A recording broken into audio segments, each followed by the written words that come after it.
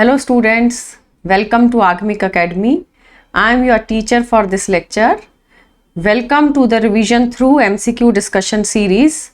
So we will be revising the complete concepts of the chapter through multiple choice questions. And topic for this lecture is solutions. Let's start with the questions. But before starting, make sure you subscribe to this channel so that you can get more and more videos which will help in revising the topic thoroughly, right? So in the chapter of solution, beta, first chapter of plus 2 syllabus, first of all concentration terms are there. Concentration terms like the concentration can be expressed in normality, molality, it can be mole fraction or weight fraction, percent by weight, percent by volume, etc. And all these terms you have read already in your 11th syllabus in the chapter of mole concept. Here these terms are taught again because concentration of solution has to be expressed in one of them. It can be in normality, it can be in molarity. And you will get numerical problems like molarity is given, molality is to be calculated, or mole fraction is given, molality is to be calculated, and vice versa. I mean to say the relationship between various concentration terms is taught here in 12th syllabus. After that, we will be discussing the solubility of solid in liquid, solubility of liquid in liquid, solubility of gas in liquid. Under the solubility of gas in liquid, the main topic is Henry's law. You will get questions from the concept of Henry's law or even numerical problems from Henry's law. After that, we will be dealing with vapor pressure of liquid solution, and then ideal and non-ideal solutions. Under non-ideal solutions, what are the situations in which positive deviation comes? What are the situations in which negative deviation will come? We will be taking up the topic of azeotrope, then colligative properties, and the purpose of colligative properties is to measure the molecular mass. But slowly you will find that results of colligative properties are not coming correct if our solution is concentrated. Colligative properties will give correct result only if the solution is dilute. Means in concentrated solution, what is the problem? There is a chance of dissociation and chance of association of the molecules, of the solute molecules. As a result, wrong results will come. Molecular mass will not be correct. For example, for NaCl 58.5 will not come, and for acetic acid 60 is not coming. So this problem was taken care by the scientist Van 't Hoff. He gave a factor called as Van 't Hoff factor. We will be applying that Van 't Hoff factor to all the colligative properties, then correct results will be obtained. And after that, in the last part of the chapter, we will be discussing about the degree of dissociation, degree of association, etc.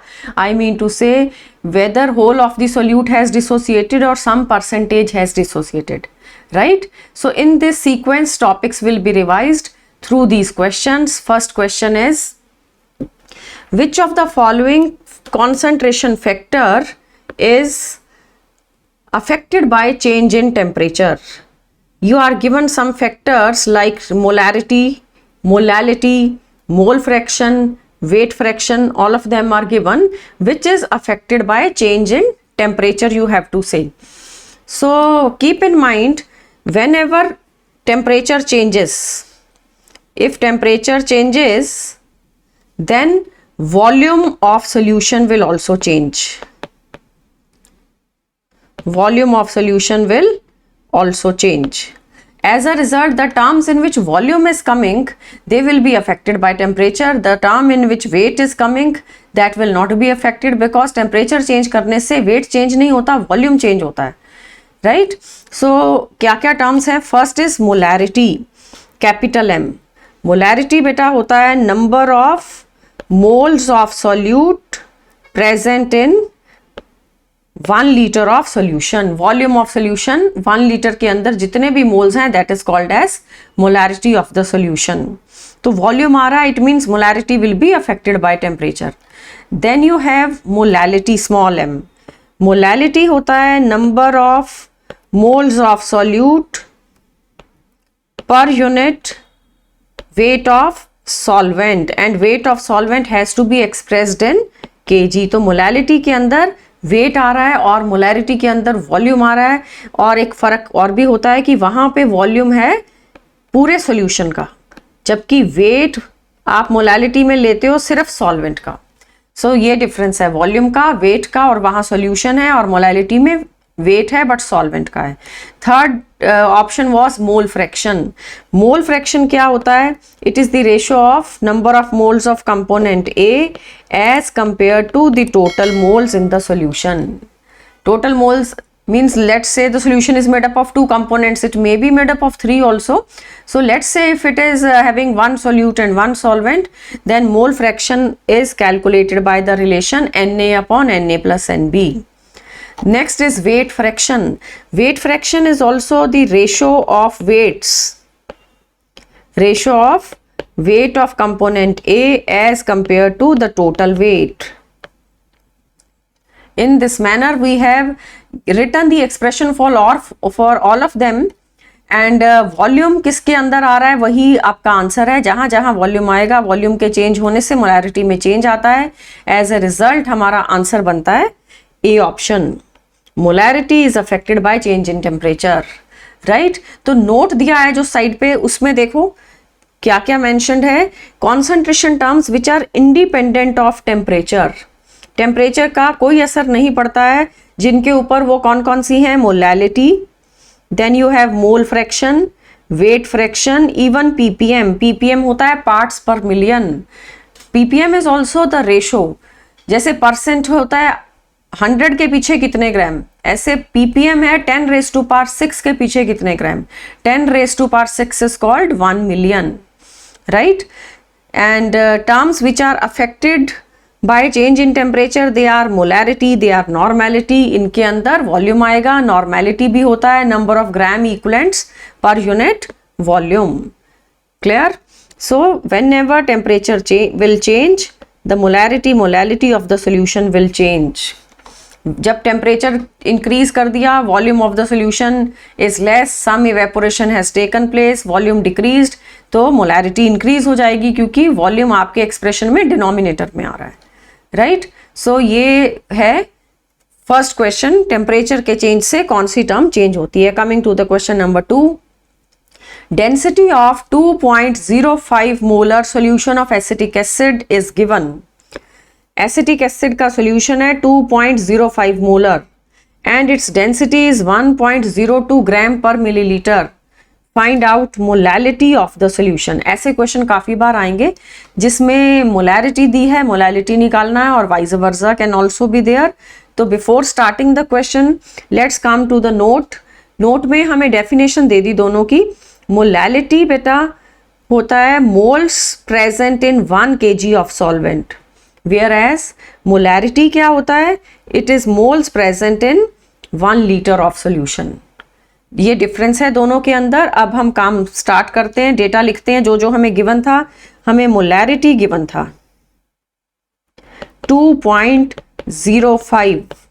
इसका meaning expand करके लिख लो. इसका meaning क्या है? 2.05 molarity means 2.05 moles of solute. Solute कौन है हमारा?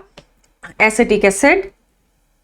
2.05 moles of acetic acid are present in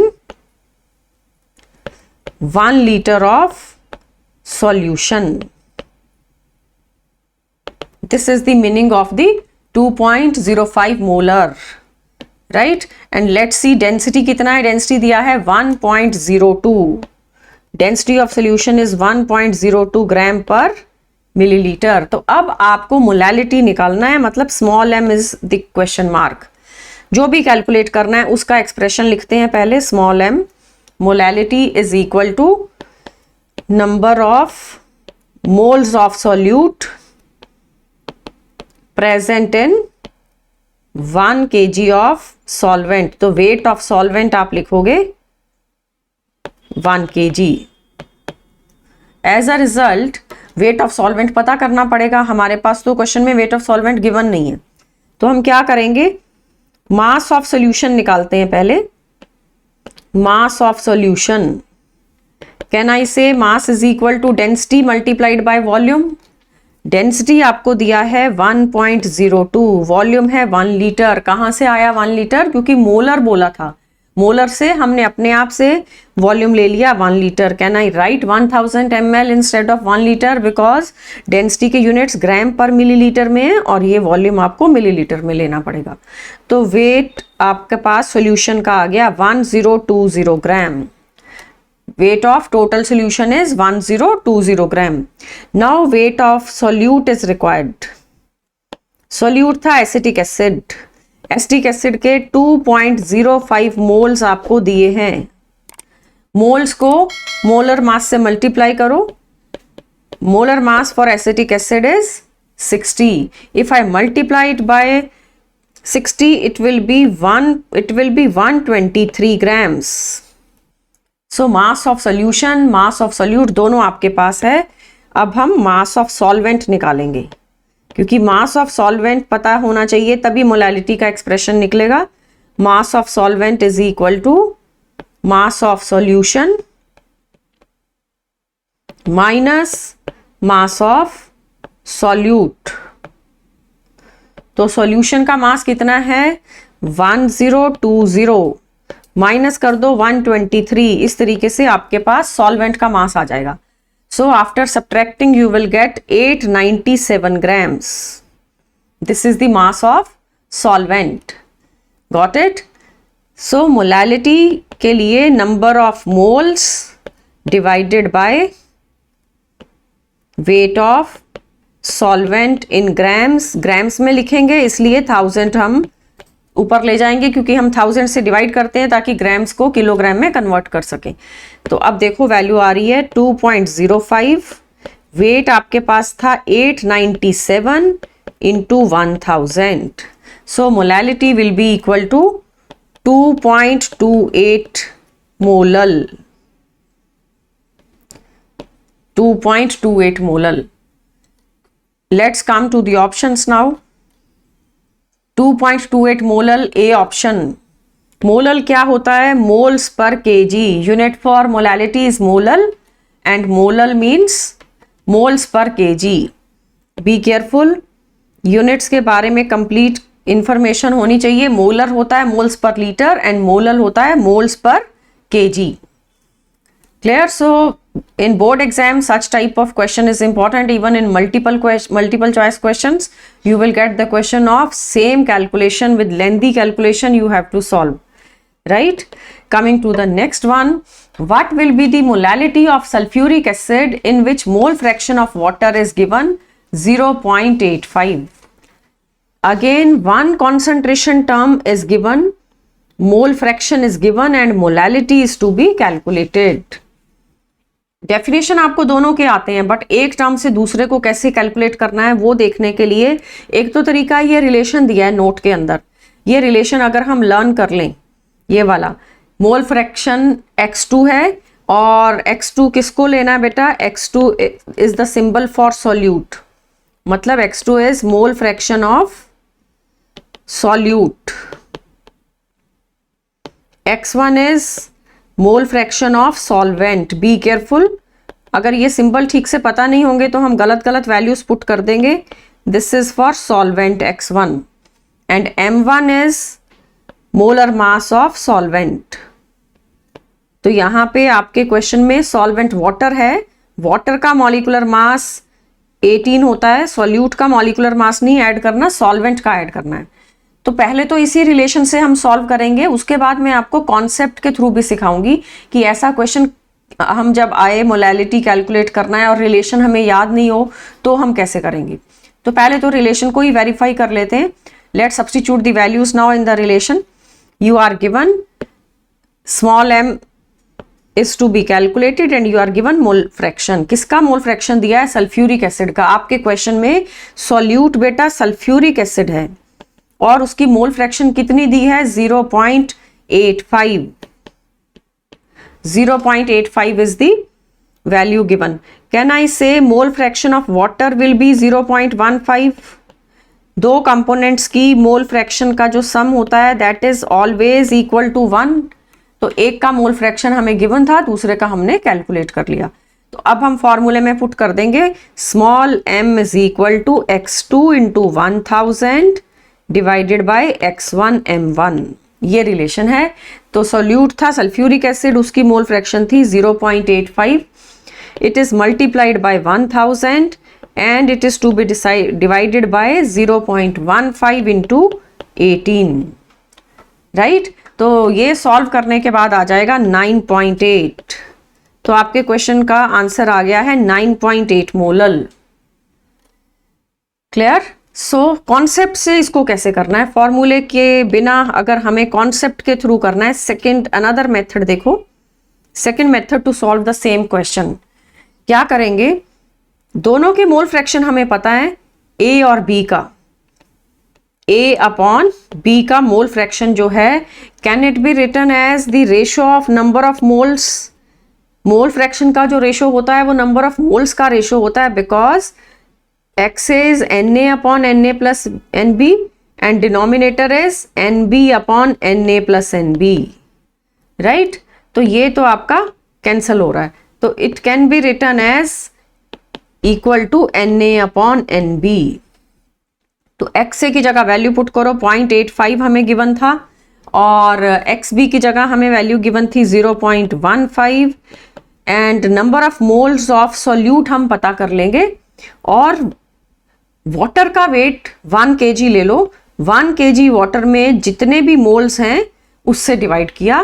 can I right, अगर हम वाटर को 1 kg लें, number of moles of solute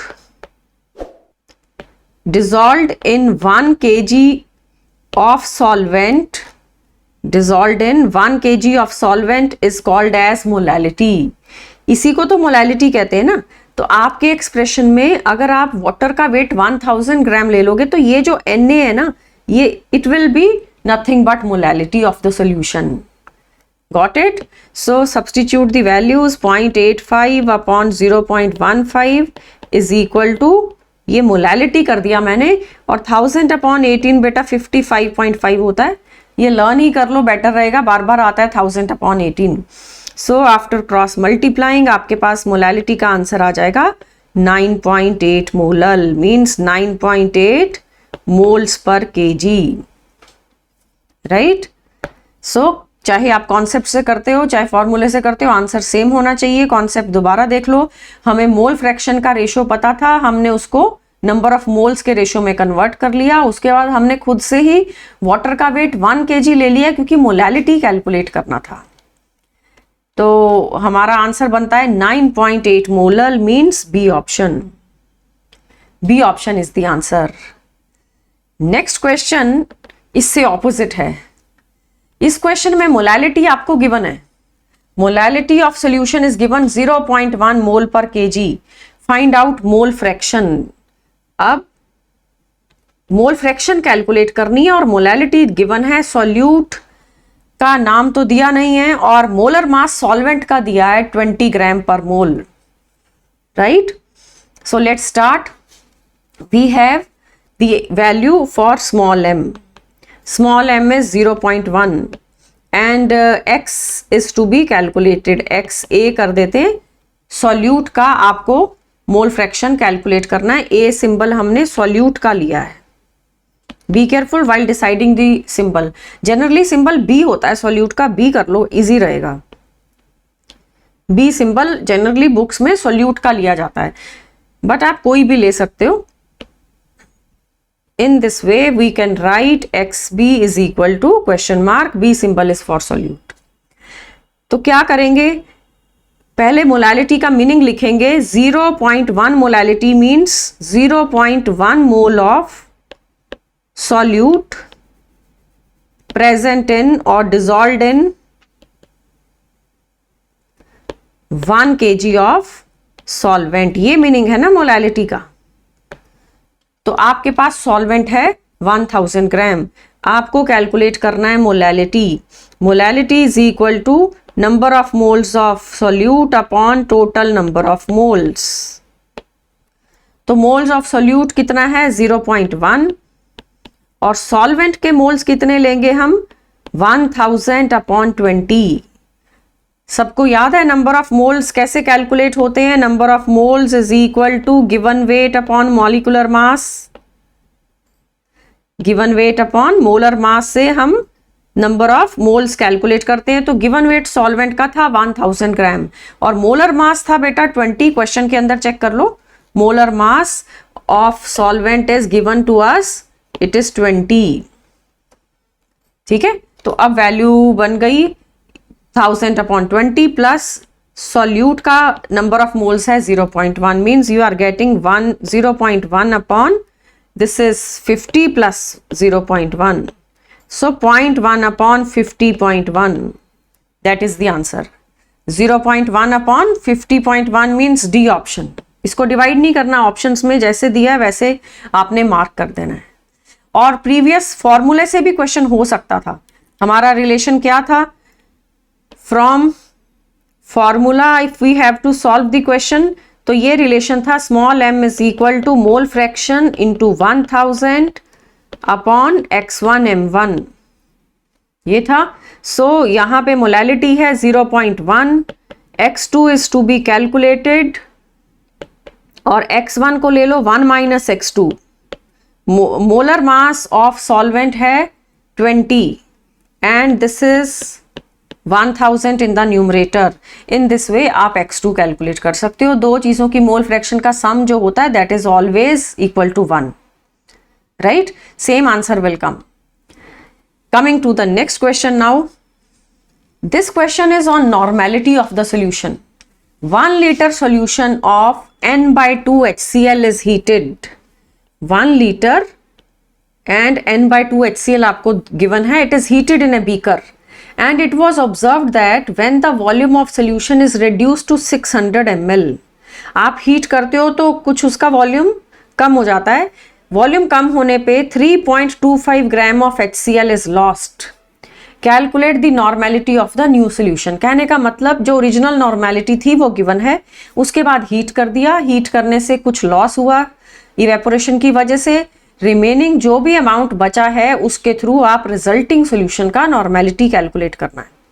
तो नॉर्मेलिटी का डेफिनेशन नोट के अंदर दिया है आपको हेल्प करने के लिए। It is the number of gram equivalents of solute present in 1 litre of solution. 1 litre solution में सोल्यूट के कितने ग्राम इक्विवेलेंट्स हैं, that is called as normality, right?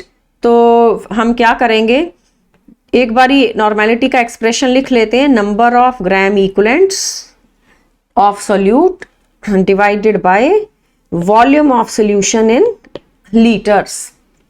तो क्या हम नंबर ऑफ ग्राम इक्विवेलेंट्स पता कर सकते हैं? Number of gram equivalents will be normality into volume in litres. What is the value of normality given? 1/2 and volume given is 1 litre. Question में check कर लो, ये देखो 1 लीटर सोल्यूशन था, N/2 HCl दिया था। N/2 means 1/2 normal. तो आपके पास number of gram equivalents आ रहे हैं सोल्यूट के 0.5। तो अब हम इसको ग्राम में कन्वर्ट करेंगे। Number of gram equivalents is given 0.5, तो वेट ऑफ सोल्यूट निकालते हैं। Weight of solute is equal to number of gram equivalents multiplied by the equivalent weight. Equivalent weight HCl का कितना होता है?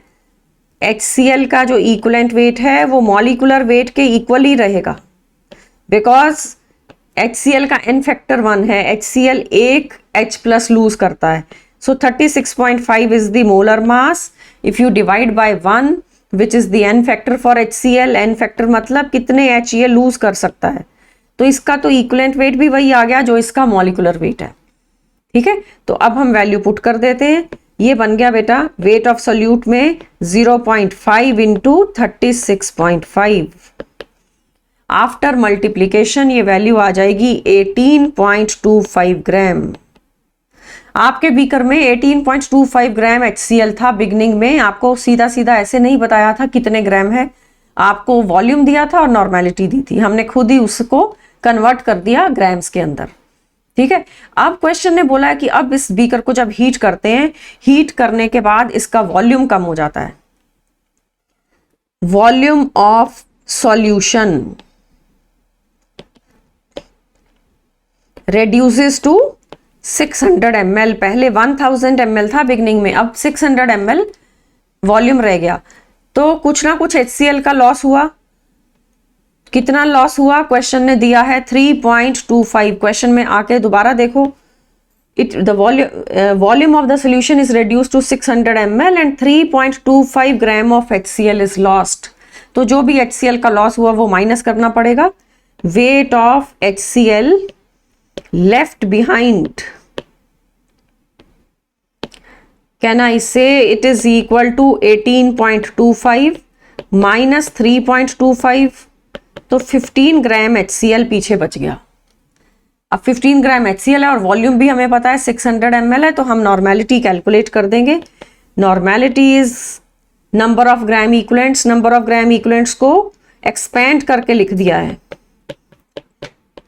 नंबर ऑफ ग्राम इक्विवेलेंट्स को मैंने कैसे लिखा है? Given weight upon equivalent wait. ये देखो, जैसे आप लिखते हो नंबर ऑफ मोल्स, जैसे हम करते हैं ना, number of moles is equal to given weight upon molecular weight, बिल्कुल उसी तरीके से number of gram equivalents it is equal to given weight upon equivalent weight. तो नंबर ऑफ ग्राम इक्विवेलेंट्स की जगह ये कर दिया W अपॉन E। अब हम वैल्यू पुट करेंगे। क्वेश्चन में HCl कितना बचा है? 15 ग्राम्स, और HCl का इक्विवेलेंट वेट 36.5, वॉल्यूम बचा है 600 ml, एंड 600 ml को लीटर में कन्वर्ट करने के लिए हम 1000 से डिवाइड करते हैं। तो after calculation you will get the value 0.685 normal. 0.685 normal is the answer. I mean to say B option। 0.685 normal का मीनिंग क्या होता है? नॉर्मल होता है gram equivalents per litre. This is the meaning of the term normal, gram equivalents per litre. कितने gram equivalent per litre present हैं? So the question is clear now. जो भी वैल्यू बिगनिंग में दी थी उसको वेट में कन्वर्ट किया, फिर जो लॉस होता है उसको माइनस किया, और फाइनल हमने सॉल्यूशन का नॉर्मेलिटी निकालने के लिए नंबर ऑफ ग्राम इक्विवेलेंट्स पर यूनिट वॉल्यूम कर दिया। ठीक है, तो सिंपल 11th क्लास में नॉर्मेलिटी कैलकुलेशन पे क्वेश्चन आता है, बट यहाँ पे आपको नॉर्मेलिटी गिवन है, आपको कुछ लॉस दिखाया जा रहा है, फिर रिजल्टिंग सॉल्यूशन में कितना नॉर्मेलिटी बचा वो कैलकुलेट करना है। So such type of problems are there, और सॉल्यूशन की कॉन्सेंट्रेशन आप इन्हीं टर्म्स में एक्सप्रेस करोगे। इस वजह से इन टर्म्स का मीनिंग पता होना, इनका आपस में एक दूसरे के साथ रिलेशन पता होना जरूरी है। Coming to the next question now, our next question is, so question number 6, it is on Henry's law. Amount of carbon dioxide dissolved at 4 atmosphere in 1 decimeter cube of water is, you are given pressure of carbon dioxide 1 decimeter cube बेटा 1 litre होता है, और temperature भी दिया है 298। ये temperature, ये pressure पे कितना कार्बन डाइऑक्साइड डिसॉल्व हो जाता है वाटर के अंदर। And Henry's law constant for carbon dioxide is given. Carbon dioxide in water जो KH वैल्यू है that is 3.1 into 10⁻²। Be careful for the units, units दिए हैं मोल per litre atmosphere. So before I start with the question, हम जो note के अंदर Henry's law का statement दिया है उसको पढ़ते हैं। The law says amount of the gas dissolved per unit volume is directly proportional to pressure of the gas. कितना गैस का अमाउंट वाटर के अंदर सॉल्युबल होगा वो डिपेंड किसके ऊपर करता है? Pressure of the gas above the solvent. तो XA is equal to KH into P। ये XA बेटा मोल फ्रैक्शन है, तो मोल फ्रैक्शन जो है कार्बन डाइऑक्साइड का वाटर में कितना होगा वो डिपेंड करता है कार्बन डाइऑक्साइड का प्रेशर कितना है, राइट। तो कहने का मतलब सिंपल वर्ड्स में लॉ का स्टेटमेंट ये है, solubility of the gas at a particular temperature in a particular solvent is directly proportional to pressure of the gas, right. तो अब गैस का प्रेशर जो हाई होगा तो गैस की सॉल्युबिलिटी वाटर में ज्यादा होगी। ये आपको रूटीन में कोल्ड ड्रिंक की बॉटल में दिखता है, वहां वाटर के अंदर कार्बन डाइऑक्साइड डिसॉल्व होती है और अंडर हाई प्रेशर लिड से उसको बंद कर दिया जाता है। जैसे ही हम लिड रिमूव करते हैं, रिमूव करोगे मतलब एटमॉस्फेरिक प्रेशर के कांटेक्ट में आ गई वो बॉटल, तो प्रेशर कम हो गया। प्रेशर कम होते ही गैस की सॉल्युबिलिटी भी कम हो जाती है। जो गैस पहले वाटर में सॉल्युबल थी अब वो इनसॉल्युबल होके बाहर आती है और बाहर निकल जाती है with a fizzing sound, right.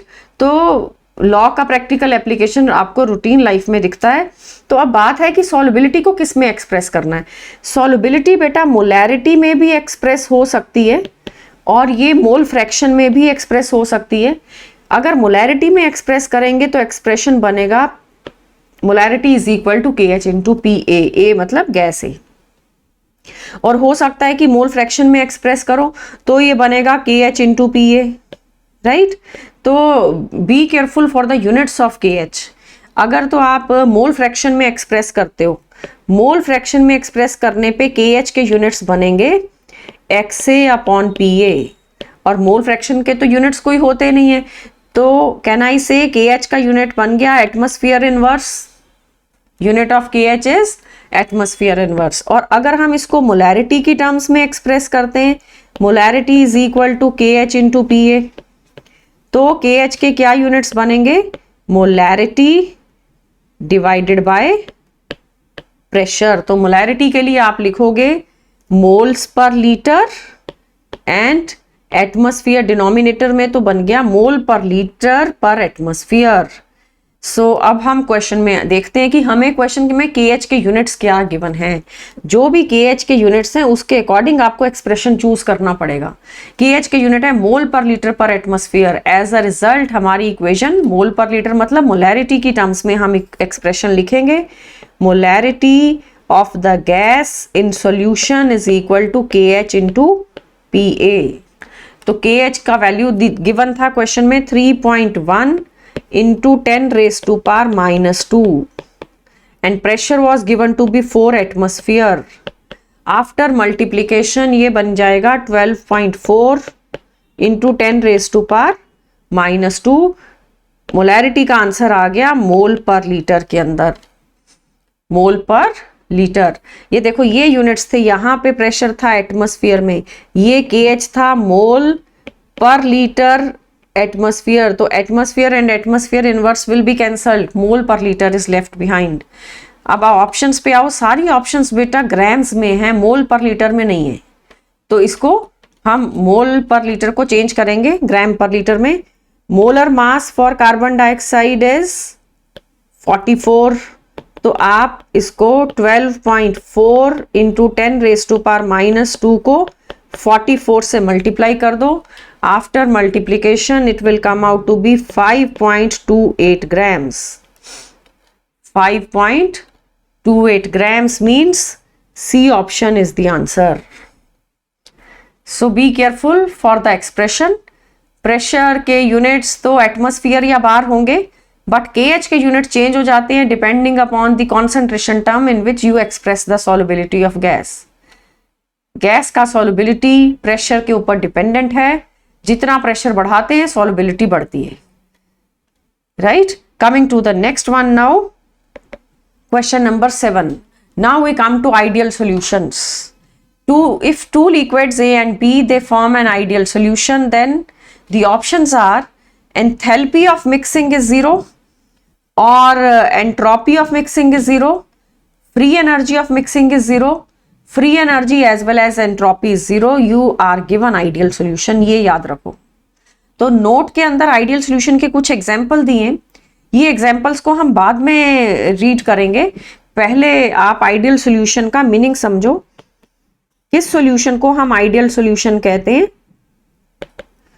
Ideal solution is the solution which obeys Raoult's law. Solution which obeys Raoult's law. Which obeys Raoult's law का मतलब है कि आपका सॉल्यूशन इस एक्सप्रेशन को फॉलो करता है total vapour pressure of solution is equal to XA into PA0 plus XB into PB0. This is the expression for Raoult's law. तो सोल्यूशन इसको ओबे करेगा. PA0 एंड PB0 क्या है? These are the vapour pressures in pure state. Pure state का मतलब है आपके पास सिर्फ A सैंपल था बॉटल में, दूसरी बॉटल में B सैंपल था. तो जब अकेले A और B इंडिपेंडेंटली अपनी अपनी बॉटल में प्रेजेंट थे तब उनका वेपर प्रेशर कितना है?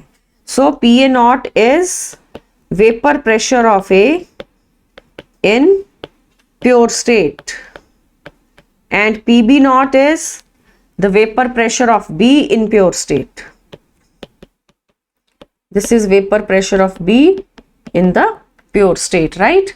So XA and XB mole fractions हैं उनके. तो इस तरह से पहली कंडीशन आइडियल सॉल्यूशन की ये होती है कि वो राउल्ट्स लॉ को ओबे करे, मतलब कि इस एक्सप्रेशन को ओबे करता है. तो सेकंड कंडीशन क्या है? सेकंड है delta V mixing is equal to 0. Delta V mixing 0 मतलब आप 25 ml एक कंपोनेंट, 25 ml दूसरा कंपोनेंट मिक्स करके एक बीकर में डाल देते हो तो आपका नेट सोल्यूशन 50 ml होना चाहिए. This is the meaning for delta V mixing equal to 0. मतलब ऐसा नहीं होना चाहिए कोई वॉल्यूम बढ़ गया या वॉल्यूम कम हो गया. 25 प्लस 25 ऑब्वियसली 50 है तो सोल्यूशन भी 50 ml ही आना चाहिए, राइट?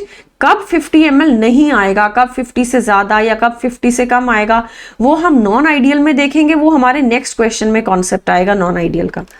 थर्ड इज, 3 कंडीशन होती हैं आइडियल सोल्यूशन के लिए. तीसरी कंडीशन क्या है? Delta H mixing is 0. Delta H mixing 0 means no heat is released और absorbed. No heat is released or absorbed at the time of solution formation. जब आपने दो चीजों को मिक्स करके सॉल्यूशन बनाया तो हीट रिलीज या हीट का लॉस या गेन नहीं होना चाहिए. टेस्ट ट्यूब गर्म हो गई या टेस्ट ट्यूब ठंडी हो गई, ऐसा नहीं होना चाहिए. Net heat change should be 0. ये 3 कंडीशंस मीट करनी चाहिए. तो अब हम क्वेश्चन पे आते हैं. एंथैल्पी ऑफ मिक्सिंग इज 0, मतलब delta H mixing 0. First one is okay. Second दिया है एंट्रोपी ऑफ मिक्सिंग इज 0. ये गलत है बेटा. एंट्रोपी तो रेंडमनेस होता है, जब जब सोल्यूशन बनेगा रेंडमनेस बढ़ेगी. तीसरा क्या दिया है? Free energy of mixing is 0. ये भी गलत है. Free energy is delta G. ठीक है, तो ये लिख देते हैं हम. इंपॉर्टेंट पॉइंट है कि delta G is negative for solution formation, क्योंकि जब सोल्यूशन बनता है मतलब कि स्पॉन्टेनियस प्रोसेस हो रहा है. स्पॉन्टेनियस प्रोसेस अगर हो रहा है तो delta G will be negative and delta S is greater than 0. Delta S is entropy. Entropy मतलब डिसऑर्डर और you can say randomness. Randomness increases at the time of solution formation. जब solution बनेगा तो रेंडमनेस इंक्रीज होगी. Randomness हमेशा increase होगी और delta G positive नहीं कर देना. पॉजिटिव कर दिया तो नॉन स्पॉन्टेनियस हो जाता है. 0 भी नहीं, डेल्टा G नेगेटिव होता है. आपको सिर्फ 2 चीजें 0 करनी है, एक डेल्टा V और एक डेल्टा H. ऐसा कर माइंड में रखते हुए ऑप्शंस पढ़े अगर, तो इसने डी ऑप्शन में लिख दिया free energy and entropy both are 0. That is wrong. आपका आंसर है A option. Enthalpy of mixing is 0, right? तो अब एक मेन आंसर, ये सारी कंडीशंस जिसमें मैंने बोला डेल्टा V 0 होना चाहिए, डेल्टा H 0 होना चाहिए, ये 0 क्यों हो रहे हैं? बिकॉज जब आइडियल सोल्यूशन बनता है तो AB interactions are of same magnitude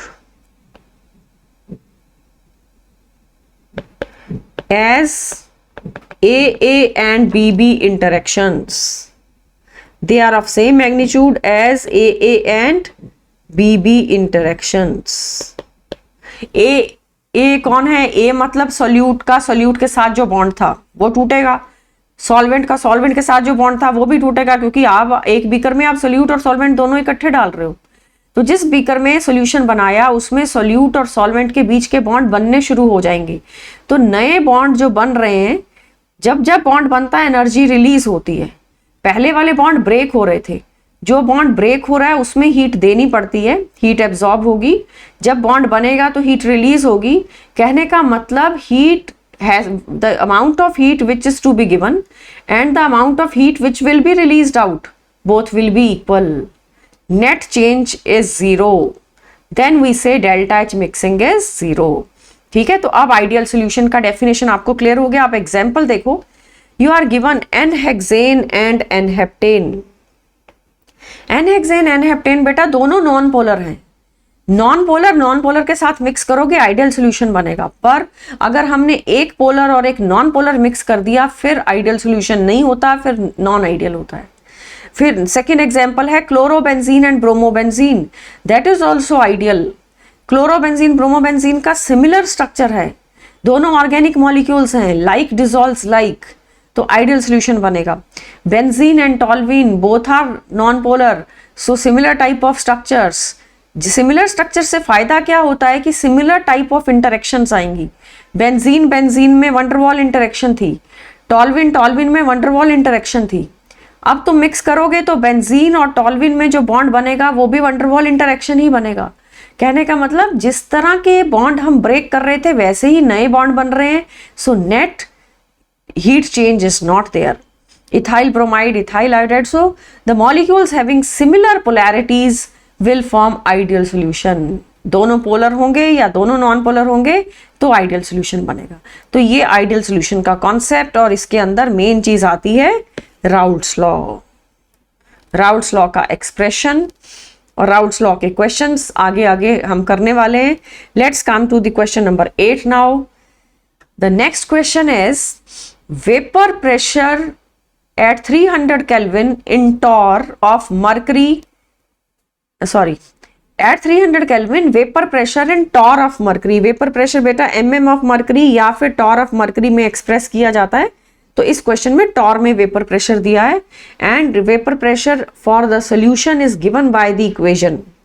आपको एक इक्वेशन दी है, P is equal to 130 XA plus 130, where XA is the mole fraction of A, then the value of limit XA tending to 1 PA upon XA आपको बताना है। तो हम क्या करेंगे, हम एक्सप्रेशन लिखेंगे। पहले हमें इक्वेशन दी गई है कि P is calculated by 130 XA plus 130, ठीक है। XA solute, mole fraction of A दिया है ना क्वेश्चन ने, XA, एंड क्वेश्चन ने बोला XA टेंडिंग टू 1। XA को अगर हम 1 कर देते हैं तो इट बिकम्स 130 इंटू 1 प्लस 130। जब आप XA को 1 करोगे फिर ये वेपर प्रेशर A का है, A का वेपर प्रेशर आ गया 260, क्योंकि अब B नहीं है बॉटल में, अब सिर्फ A है, तो ये vapour pressure of A in pure state है। अगर समझ लो XA 0 होता, क्वेश्चन का आंसर तो बेटा आ चुका 260, हम मार्क भी कर देते हैं, हमारा आंसर है C option. But let's say कि अगर लेट अस सपोज अगर ये दिया जाता XA टेंडिंग टू 0, अगर XA 0 है तो आपकी इक्वेशन में, ये इक्वेशन थी ना आपकी 130 XA प्लस 130, तो आपकी इक्वेशन में ये चेंज आना था 130 इंटू 0 प्लस 130। अगर A 0 हो रहा है फिर ये सोल्यूशन में सिर्फ कंपोनेंट B प्रेजेंट है। सपोज अगर A 0 होता तो फिर ये PB का प्रेशर होता 130। Got it? तो आपका आंसर का यूनिट क्या है, क्योंकि प्रेशर टॉर ऑफ मर्करी में दिया था तो 260 torr of Hg। This is the answer. हमें कैलकुलेट क्या करना था, लिमिट PA अपॉन XA। हम यहाँ कैलकुलेट कर देते हैं, limit of PA upon XA, ये रेशो चाहिए XA tending to 1, so this is 230 and divide by 1, your answer is 230 torr. कभी कभी इसी टाइप के क्वेश्चन में PA की जगह PB भी पूछ सकते हैं। ये आपका जो एक्सप्रेशन है पूरे सॉल्यूशन का है, आप अगर इस एक्सप्रेशन में से A को हटा दोगे तो फिर B बचेगा सिर्फ। अगर B को हटा दोगे तो A बचेगा, और दोनों प्रेजेंट है कुछ ना कुछ अमाउंट में, then this is the solution, right. Coming to the next one, question number 9. Now the question is on negative deviation. In a mixture of AB, components show negative deviation when. Negative deviation कब show करते हैं? Options हैं when A B interaction is stronger than A and B B, and another option is A B interaction is weaker, और delta V is greater than 0, और delta V equal to 0, and delta S भी दिया है। तो जो भी हमारे को यहाँ कुछ नेगेटिव डिविएशन के, पॉजिटिव डिविएशन के केसेस दिए हैं, इनको हम बाद में एनालाइज करते हैं। पहले नॉन आइडियल का डेफिनेशन देखते हैं। Non ideal solution, non ideal में सॉल्यूशन के पास दो चीजें होंगी।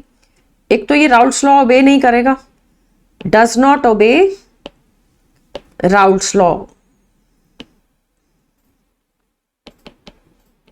जब ये राउल्ट्स लॉ को ओबे नहीं करेगा तो इस सॉल्यूशन का प्रेशर वो X A P A naught plus X B P B naught के इक्वल नहीं आएगा। इक्वल नहीं आएगा मतलब कि इस एक्सप्रेशन से अगर आप प्रेशर कैलकुलेट करो और प्रेशर आता है 70, तो एक्सपेरिमेंट करने पे या तो 70 से ऊपर आ रहा है प्रेशर या 70 से नीचे आ रहा है। So if pressure is more than the expression of X A P A naught plus X B P B naught, अगर तो हो गया इससे बड़ा, then we will say it is a non ideal solution with positive deviation. And if the pressure is less, if pressure is less than XA PA naught plus XB PB naught, तो हम क्या बोलेंगे कि negative deviation है, pressure कम आ रहा है। So positive deviation is a non ideal solution, negative deviation is again A non ideal solution. दोनों के केसेस में राउल्ट्स लॉ ओबे नहीं होता, और हमारे पास ये delta V mixing will be greater than 0। यहां पे आएगा delta V mixing is less than 0। तो पॉजिटिव डिविएशन को देखते हैं पहले। पॉजिटिव डिविएशन के केस में जब आप दो चीजों को मिक्स करते हो, 25 प्लस 25 वॉल्यूम आता है 51 और 51.5 ml। ऐसा क्यों हो रहा है? वॉल्यूम क्यों बढ़ गया? वॉल्यूम बढ़ने का रीजन है कि जो ए और बी हैं, ए बी सॉल्यूट और सॉल्वेंट, वो ठीक से बॉन्ड नहीं बना पा रहे हैं। AB interactions are weaker than AB interactions are weaker than AA and BB interactions। AA और BB इंटरेक्शन से वीक इंटरेक्शंस होती हैं, उनमें ठीक से बॉन्ड नहीं बन पा रहा। इस वजह से delta V mixing is greater than 0। They are trying to stay away from each other. Delta H mixing भी 0 आएगा, सॉरी डेल्टा एच मिक्सिंग भी 0 नहीं आएगा, even this will be greater than 0, और यहां पे delta H mixing will be less than 0। तो ये मेन पॉइंट्स हैं पॉजिटिव और नेगेटिव डिविएशन के केस में। दोनों ऑब्जर्वेशंस का रीजन इंटरेक्शंस है। यहां पे नेगेटिव डिविएशन में हमें क्या ऑब्जर्व होगा कि जो सॉल्यूट और सॉल्वेंट है, A B interactions are stronger than AA and BB interactions। They are stronger than AA and BB interactions। मतलब सॉल्यूट और सॉल्वेंट ने एक ऐसा बॉन्ड बना लिया जो कि सॉल्यूट और सॉल्यूट में प्रेजेंट नहीं था, सॉल्वेंट और सॉल्वेंट में भी प्रेजेंट नहीं था। Let's consider the example now. पहले हम एग्जाम्पल ले लेते हैं पॉजिटिव डिविएशन का। पॉजिटिव डिविएशन में एग्जाम्पल है, let's say cyclohexane and ethanol. Cyclohexane and ethanol. Ethanol में बेटा हाइड्रोजन बॉन्ड होता है, आपको पता ही है। अल्कोहल के अंदर हाइड्रोजन बॉन्ड है। So we have ROH, hydrogen bond, another molecule of alcohol, ROH। In this way hydrogen bond is present, और हमने ला के बीच में साइक्लोहेक्सेन डाल दिया। अल्कोहल के बीकर में आपने साइक्लोहेक्सेन डाल दिया, तो एक पोलर एक नॉन पोलर, और दूसरी प्रॉब्लम, हाइड्रोजन बॉन्ड ब्रेक हो जाएगा। साइक्लोहेक्सेन तो उतना स्ट्रॉन्ग हाइड्रोजन बॉन्ड नहीं बना सकता अल्कोहल के साथ, rather it will not make hydrogen bond. So A B interaction weak होने से क्या होगा, नेट वॉल्यूम इंक्रीज हो जाएगा, delta V will be greater than zero, delta V mixing and delta H mixing will also be greater than zero. तो positive deviation के हमें कौन कौन से एग्जाम्पल्स यहाँ दिए वो चेक करते हैं। एक है acetone and ethanol, water and ethanol, water and methanol. So alcohol का हाइड्रोजन बॉन्ड टूट जाता है जब हम एसीटोन डाल देते हैं बीच में। एज अ रिजल्ट वेपर्स ज्यादा बनेंगे। अल्कोहल और एसीटोन आपस में ठीक से बॉन्ड नहीं बना पाए अगर, तो दोनों का टेंडेंसी होगा to escape out of the vessel. When they will try to escape out of the vessel means there will be more vapours means more vapour pressure. More vapour pressure को हम पॉजिटिव डिविएशन बोलते हैं। इसी तरह ये याद रखो, alcohol और वाटर जब मिक्स करते हैं, चाहे मिथेनॉल वाटर हो या इथेनॉल वाटर या कभी प्रोपेनॉल वाटर दिया जाता है, any alcohol and water if they are mixed, again it is a case of positive deviation. क्यों? क्योंकि अल्कोहल और वाटर में उतना स्ट्रॉन्ग हाइड्रोजन बॉन्ड नहीं बनता है जितना वाटर में था, जितना अल्कोहल में था। सो ओरिजिनल बॉन्ड स्ट्रॉन्ग थे, जब मिक्स करके सोल्यूशन बनाया तो बॉन्ड वीक बन रहे हैं। As a result net vapour pressure will be more, तो हम बोलेंगे पॉजिटिव डिविएशन। अब हम नेगेटिव डिविएशन को एनालाइज करते हैं। नेगेटिव डिविएशन में बेटा ये 3 एग्जांपल्स हमें गिवन है। First is chloroform and acetone. Let me explain, this is very important example for negative deviation. Chloroform and acetone, this is the structure for acetone. Chloroform की bottle में कोई hydrogen bond नहीं था, पर जब आप उसको एसीटोन से मिक्स करते हो, you have a carbon attach to 3 chlorines and 1 hydrogen. अब एसीटोन के साथ जब मिक्स कर देते हैं तो हाइड्रोजन बॉन्ड क्रिएट होता है। ये एक न्यू इंटरेक्शन क्रिएट हो रही है जो कि स्ट्रॉन्ग इंटरेक्शन है। स्ट्रॉन्ग होता है hydrogen bond as compare to dipole interaction या as compare to van der Waals interaction. तो साफ साफ हमें दिख रहा है कि A B interactions are strong now. A B interactions are strong. जब ए बी इंटरेक्शन स्ट्रॉन्ग होती हैं तो वेपर्स नहीं बनते, दोनों एक दूसरे के साथ बॉन्ड बना के रखते हैं। They don't try to escape out of the vessel so easily. As a result net volume 25 + 25 से 50 नहीं आता, 49 आता है, maybe 48। So it all depends upon the concentration. As a result delta H mixing is less than 0, क्योंकि bond बन रहा है, ए और बी में बॉन्ड बनेगा। जब जब बॉन्ड बनता है हीट रिलीज होती है, सो डेल्टा एच नेगेटिव हो जाएगा। Delta H mixing will be negative. So another example for negative deviation, objective paper में बेटा एग्जाम्पल्स आएंगी, जैसे कि 4 ऑप्शन में 4 अलग अलग सोल्यूशन के कॉम्बिनेशन दे दिए, आपको ढूंढना है which of them is ideal, which one is having a negative deviation, which is having positive deviation. तो कीप इन माइंड, आपको ये सिखा दिया गया है कि अल्कोहल वाटर में हमेशा पॉजिटिव होती है, बट एसिड और वाटर में, जैसे वाटर और HNO3 दिया है ना, एसिड और वाटर में नेगेटिव डिविएशन होती है। और सेकंड एग्जांपल दिया है हमें एसिटिक एसिड एंड पिरिडीन।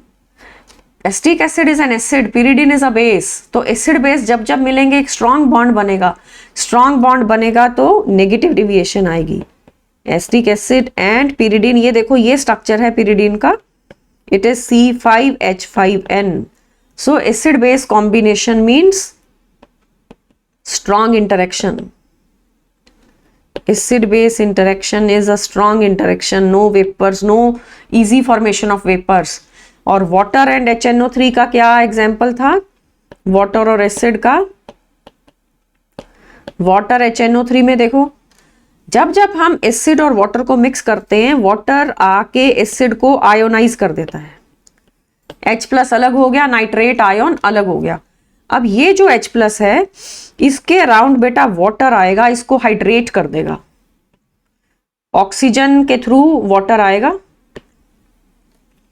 क्योंकि पॉजिटिव है ना H+, तो वाटर का जो नेगेटिव पार्ट है वो ऑक्सीजन है, that will be surrounding H+ from all around. And ये जो इंटरेक्शन है ये आयोन डाइपोल इंटरेक्शन बन रही है। This is hydrated H plus, hydrated H plus. इसी तरह नाइट्रेट में भी ऐसे होता है, ये नाइट्रेट मतलब नेगेटिव आयन, और water will surround it, water will surround from all the directions. तो H प्लस भी हाइड्रेट हो गया और नाइट्रेट भी हाइड्रेट हो गया। हाइड्रेट होने के टाइम पे आयन डाइपोल बॉन्ड्स बन रहे हैं, जब जब बॉन्ड बनते हैं तो एनर्जी रिलीज होती है। तो जब कभी आप एसिड और वाटर को मिक्स करोगे तो नेगेटिव डिविएशन है। यहाँ एग्जाम्पल में दिया है HNO3 वाटर, ये HCl वाटर भी हो सकता है, कोई और एसिड भी हो सकता है।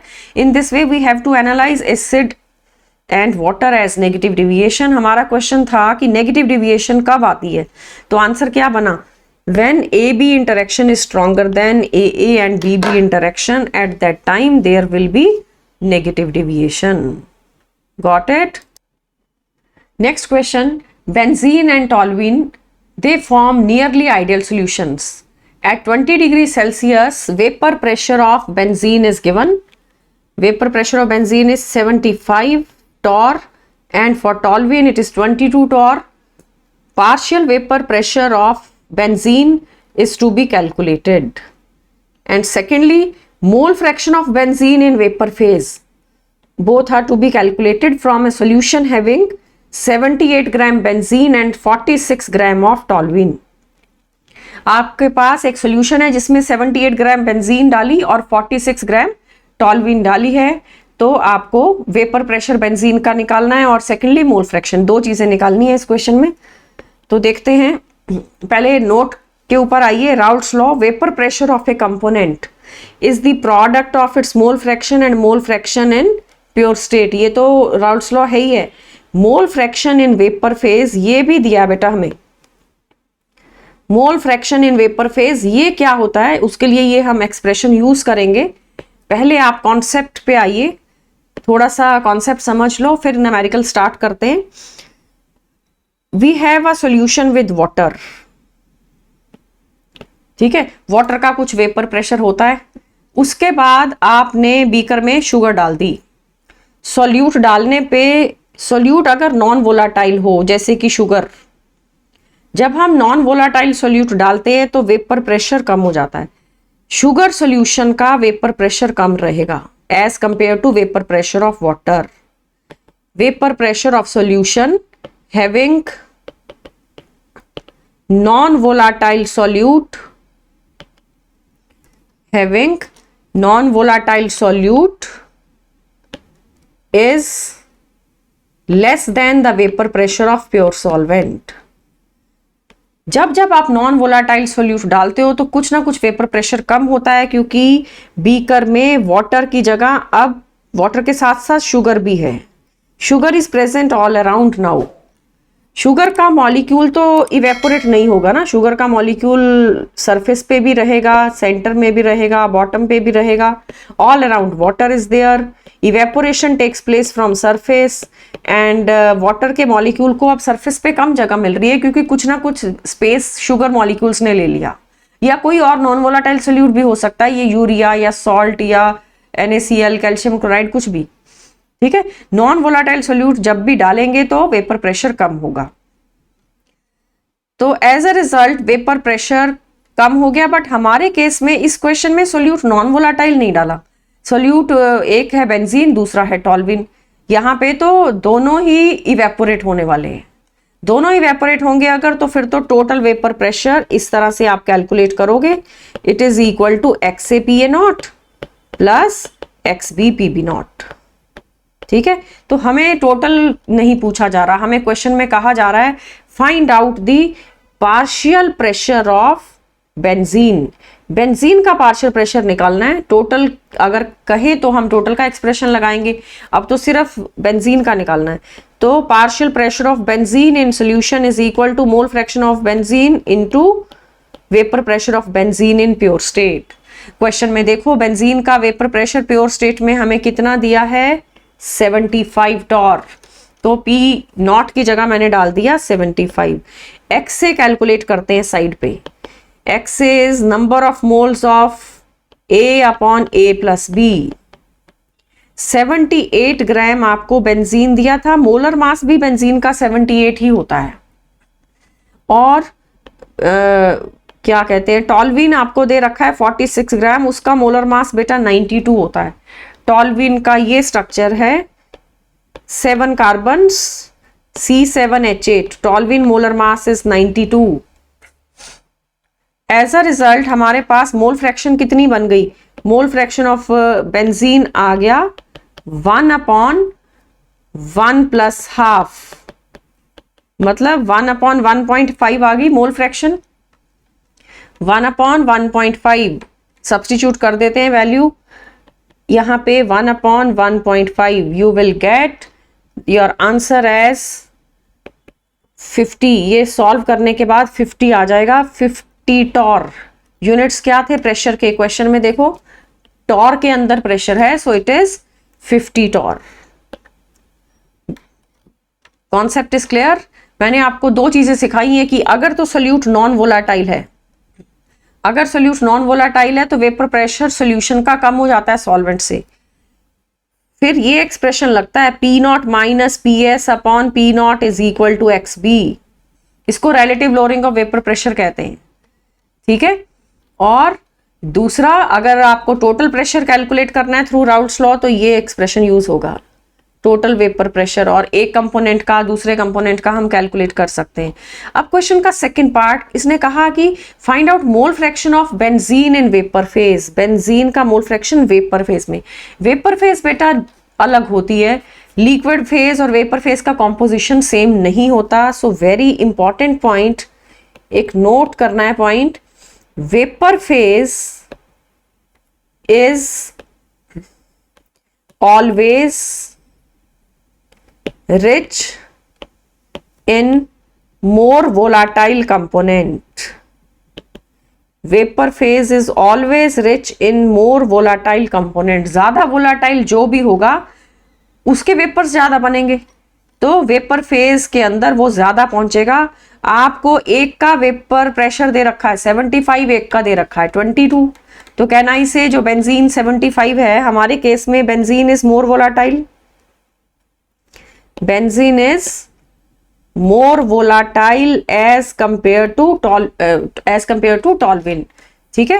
तो बिगनिंग में अगर हमने लेट से मोल फ्रैक्शन ऑफ बेंजीन समझ लो 0.5 है, ए की और बी की भी 0.5, और जब आपने ओरिजिनल प्रेशर्स देखे, ए का था 75 ओरिजिनल स्टेट में, बी का था 22, तो ज्यादा वोलाटाइल तो ए होगा ना, तो जो वेपर बनेगा उसमें बेंजीन ज्यादा आ जाएगी, उसके वेपर उसके जो मोल फ्रैक्शन है उसका सिंबल हमें चेंज करना पड़ता है। फिर XA नहीं है, XA की जगह आप YA बन जाएगा, YA के अंदर ए कंपोनेंट ज्यादा आएगा क्योंकि ए कंपोनेंट ज्यादा वोलाटाइल है। तो ये point, vapour phase is always rich in more volatile component, ये माइंड में रखना है। और YA कैसे कैलकुलेट होता है, YA is nothing but mole fraction of A, this is mole fraction of A in vapour phase.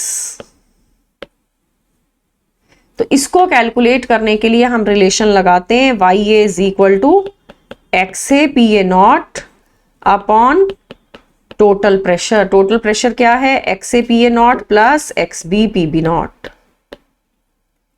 ठीक है। तो अब आप YA कैलकुलेट कर सकते हो। XA/PA0 का वैल्यू तो अभी अभी हमने कैलकुलेट किया था, ये 50 था, and this is 50 in the denominator, plus toluene का प्रेशर है बेटा 22 और उसकी मोल फ्रैक्शन है 1/3। कैसे, देखो हमने अभी किया था, बेंजीन का मोल फ्रैक्शन क्वेश्चन के अंदर कितना था, 1/1.5 था। 1/1.5 मतलब can it be written as 2/3, hence the mole fraction of toluene is 1 - 2/3 will be equal to 1/3। तो टॉल्विन की मोल फ्रैक्शन, ए मैंने कंपोनेंट बेंजीन लिया है और बी लिया है टॉल्विन को, ये बेंजीन है एंड दिस इज टॉल्विन, राइट। तो अब देखते हैं हमारे पास आंसर क्या बनता है। इसको सॉल्व करो, 50/50 प्लस 22/3, ये आ जाएगा 0.87, 0.87। तो हमारे पास ऑप्शंस क्या क्या हैं? एक 50 और 0.87 दो आंसर आए थे। वेपर प्रेशर ऑफ बेंजीन आया था सोल्यूशन के अंदर 50, मोल फ्रैक्शन उसकी पहले तो थी 1, देखो पहले 0.66 थी। देखिए इधर यहां लिखा था ना, इट वॉज 2/3, 2/3 मतलब सोल्यूशन में ये 0.66 थी। उसके बाद बेंजीन के वेपर्स ज्यादा बन रहे हैं, तो जो वेपर बनेगा उसमें बेंजीन का कंपोजिशन 0.66 नहीं है, 0.87 आ रहा है। एज ए रिजल्ट आपका आंसर बना A option, right. So that is all about this lecture. आपने आज क्या क्या सीख लिया है, क्या क्या क्वेश्चंस रिवाइज किए, किस कॉन्सेप्ट के ऊपर? Normality, molarity, molality, and apart from that ideal non-ideal solution. Before that Henry's law. Ideal non-ideal में वेरी एग्जाम्पल को एनालाइज कैसे करना है, वेपर प्रेशर कब कम होगा कब ज़्यादा होगा। अपार्ट फ्रॉम दैट जो अभी अभी लास्ट क्वेश्चन में सीखा वो ये है कि वेपर फेज के अंदर मोल फ्रैक्शन कैसे कैलकुलेट करते हैं। वेपर का मोल फ्रैक्शन अलग होता है, लिक्विड का अलग होता है। माइंड में ये रखना है, वेपर फेज के अंदर वही कंपोनेंट ज्यादा आएगा जो ज्यादा वोलेटाइल है, right. So in our next lecture we will be taking up questions on colligative properties, questions on azeotropes, and then questions on degree of dissociation, degree of association, all that. Till then keep practicing, and thank you and bye bye.